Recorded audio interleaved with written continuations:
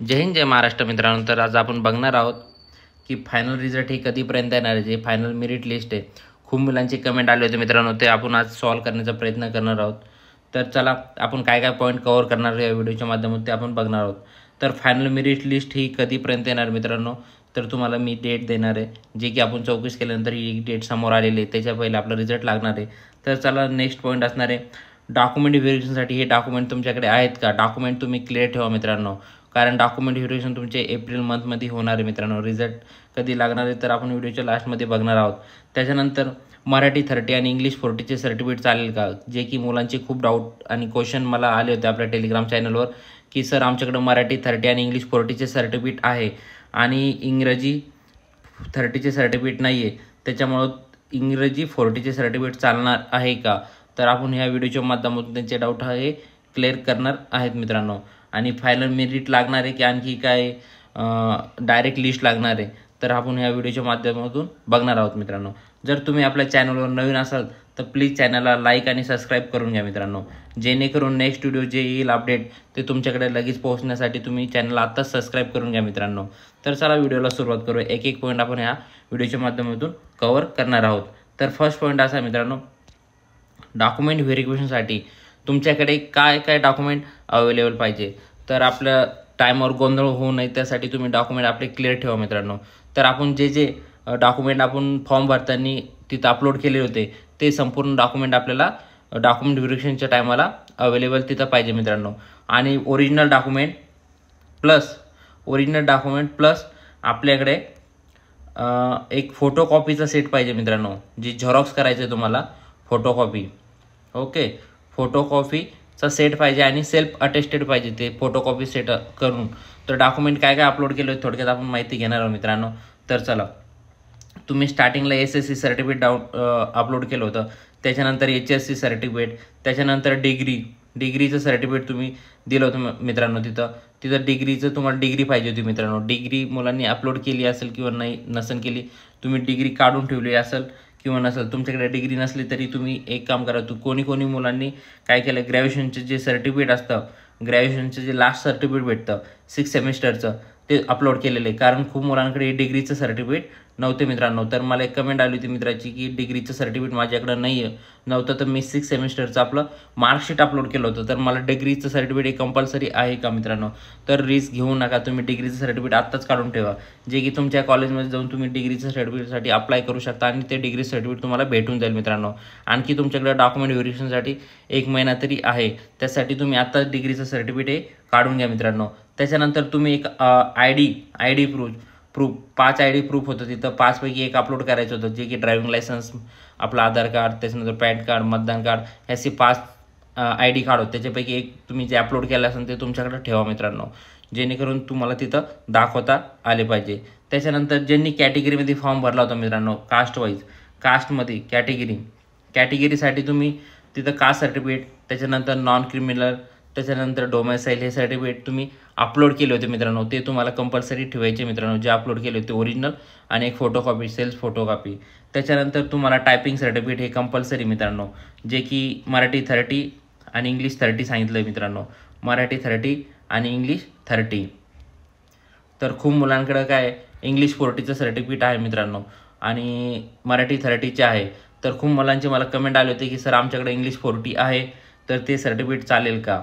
तर 100% चालणार आहे मित्रांनो इंग्लिश 40चं सर्टिफिकेट. त्याला काही प्रॉब्लेम येणार नाही आहे, कारण त्यांनी सांगितलं कमीत कमी तुमच्याकडं मराठी 30 आणि इंग्रजी 30चं सर्टिफिकेट हे कंपल्सरी पाहिजे. तर तुमच्याकडं 40 आहे तर तुमचं सर्टिफिकेट ते चालणार आहे मित्रांनो.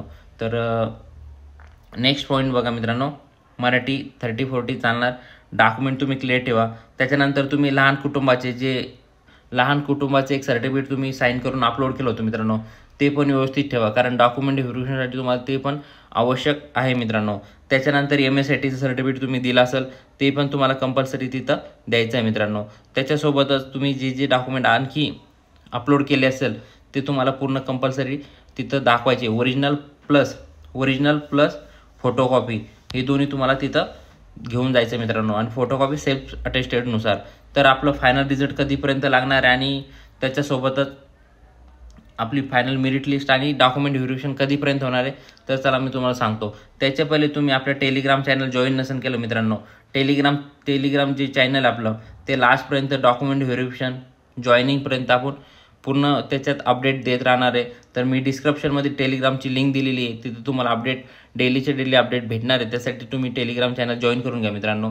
तर आणि तुम्हाला जे माझ्यासोबत क्वेश्चन करायचे असेल किंवा माझ्यासोबत संपर्क करायचा असेल तर मी इंस्टाग्रामची लिंक खाली दिलेली आहे डिस्क्रिप्शनमध्ये, जे की आपलं MPSC पोलीस टार्गेट म्हणून चॅनल आहे मित्रांनो, MPSC पोलीस टार्गेट. तर तुम्ही तिथं मला मॅसेज करू शकता, मी तिथं तुमचा रिप्लाय देण्याचा प्रयत्न करतो मित्रांनो. तर तुम्ही टेलिग्राम आणि इंस्टाग्राम आपलं फॉलो करा मित्रांनो, तुमचा नक्कीच फायदा होईल. त्याच्यानंतर नेक्स्ट पॉईंट असा आहे मित्रांनो, खूप महिलांचा आपल्या इंस्टाग्रामवर मला एक मेसेज आले होते, जे की MPSC पोलीस टार्गेट म्हणून आपलं इंस्टाग्राम अकाउंट आहे, तिथं मी सगळ्यांना आपलं रिप्लाय देत असतो. तर तिथं तर फॉर्म भरताना महिलाचं 30% जे आरक्षण आहे तर त्यासाठी सर्टिफिकेट काय मागितलं नव्हतं, तरी पण खूप मुलींनी तिथं कमेंट केली होती की सर आमच्याकडं 30चं जे 30% आरक्षणचं सर्टिफिकेट नाही आहे तर ते तिथं मागणार आहे का. तर ते तुम्हाला काही मागणार नाही, कारण तुम्ही ते अपलोड केलेलंच नाही आणि तिथं ऑप्शनही नव्हतं की ते तुम्ही अपलोड करा, कारण ते बंद झालेले आता निघत नाही. ज्यांच्याकडे पहिले निघलेले तरी त्याला आवश्यकता नाही आहे, असले तर तुम्ही वेल अँड गुड सोबत घेऊन जा. त्यासोबतच 30% आरक्षणमध्ये कसं होणार आहे, ज्यांनी कॅटेगरीमध्ये फॉर्म भरला आहे महिलांनी ते कॅटेगरी वाईज जाणार आहे मित्रांनो. जे 30% आरक्षणमध्ये महिला आहे ते कॅटेगरी वाईज जाणार आहे. आणि ज्या महिलांकडं कास्ट नसेल, कास्ट असून सुद्धा त्यांच्याकडे नॉन क्रिमिनल किंवा कास्ट वगैरे नसतील तर ते ओपन महिलामध्ये हे जाणार आहे मित्रांनो. त्याच्यासोबतच नेक्स्ट पॉईंट असा होता मित्रांनो की आपली फायनल मेरिट लिस्ट कधीपर्यंत येणार आहे आणि डॉक्युमेंट व्हेरिफिकेशन कधीपर्यंत होणार आहे, जॉईनिंग कधीपर्यंत होणार आहे, त्याच्यासोबत वेटिंग लिस्ट लागणार आहे का. तर हे आणखी 2-3 पॉईंट आहे ते थोडक्यात आपण घेणार आहोत. तर आपली जे फायनल मेरिट लिस्ट आहे ही 20 तारखेपर्यंत लागून जाणार मित्रांनो. 20 March final merit list 20 March कधीपर्यंत मित्रांनो, 20 मार्च 2025. तर 20 मार्च हे अपेक्षित डेट आहे मित्रांनो. त्याच्या पहिले आपली ही फायनल मेरिट लिस्ट लागू शकते, कारण आपण थोडी चौकशी केली असता आपल्याला माहिती कळालेली आहे 20 मार्चपर्यंत आपली फायनल मेरिट लागून जाणार आहे मित्रांनो. त्याच्यानंतर डॉक्युमेंट व्हेरिफिकेशन हे लवकरच होणार मित्रांनो, एप्रिल महिन्यामध्ये तुमचे डॉक्युमेंट व्हेरिफिकेशनसाठी तुम्हाला बोलवल्या जाणार आहे मित्रांनो. जर एक्झाम्पल 167 जागा ओपनच्या आहे मित्रांनो, तर एक्झॅक्टली मला सांगता येणार नाही, पण माझ्या अंदाजे एक्झाम्पल सांगतो तुम्हाला. जर एवढ्या जागा ओपनच्या असल्या तर तुम्हाला वेटिंगसाठी किती मुलं बोलवणार आहे. कास्टला एक्झाम्पल 100 जागा आहे एखाद्या कास्ट वाईज, तर किती वेटिंगला बोलवू शकतात मित्रांनो. तर तुमचे 10% ते 20% एक्स्ट्रा मुलं वेटिंगवाले बोलवता मित्रांनो डॉक्युमेंट व्हेरिफिकेशनसाठी. यांचे डॉक्युमेंट व्हेरिफिकेशन झाले, एक्झाम्पल 100 मुलं हे बोलवले गेलेले तर 110 मुलं कॅटेगरीचे बोलवतील. कारण जर याच्यातून 10 जणांनी 100 जणांपैकी 10 जणांनी जर जॉईनिंग केलं तर वेटिंगवाल्यांचा फायदा होतो मित्रांनो.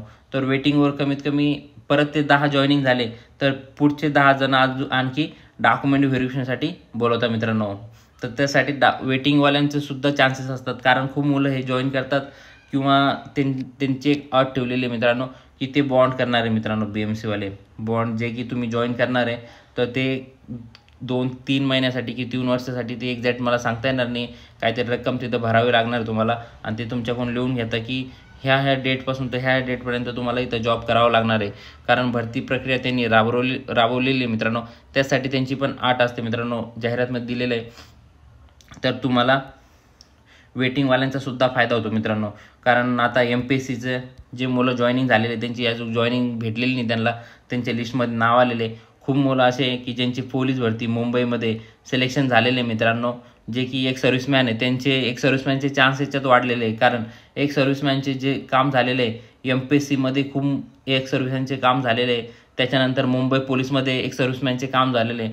त्यासाठी इथं चान्सेस आहे मित्रांनो, ज्यांचे पोलीस भरती किंवा MPSC क्लर्कमध्ये काम झालेलं नाही आहे त्यांचं इथं BMCमध्ये काम होण्याचे चान्सेस आहे. थोडीशी मेरिट खाली येऊ शकते, नंतर वेटिंग लिस्टवाल्यांना सुद्धा चान्स भेटणार आहे. तर तुम्हाला काही डाऊट असतील तर मी इंस्टाग्रामच्या चॅनलची लिंक दिलेली खाली, तुम्ही मला तिथं फॉलो करा आणि मेसेज करू शकता की जी मी सगळ्यांची रिप्लाय तिथं देतो मित्रांनो.